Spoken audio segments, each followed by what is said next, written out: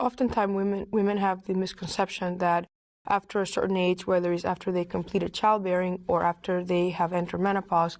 that they may no longer need to be screened for cervical cancer. And that's not accurate, to the degree that the new set of guidelines recommend that women continue with pap smear screening, especially if they've ever had any abnormal pap smears in their lifetime. That screening needs to continue until they're in their late 60s or early 70s. Another misconception is that women who've had a hysterectomy because the cervix has been removed no longer need to be screened for cervical cancer, and that is also inaccurate. The new guidelines for pap smear screening from the American Board of OBGYN recommend that a woman begins to have cervical cancer screening at the age of 21,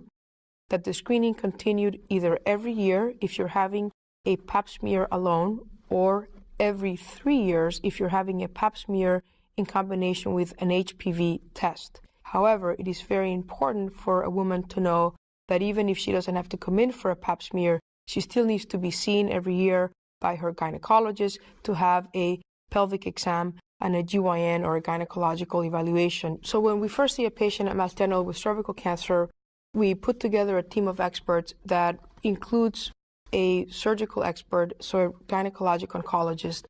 a medical oncologist who's an expert in making recommendations about the need for chemotherapy, and a radiation oncologist who will give an opinion as to whether the patient's tumor will require treatment with radiation therapy. Our goal is to be able to put together a recommendation for treatment that will optimize efficacy of treatment, but also minimize long-term side effects.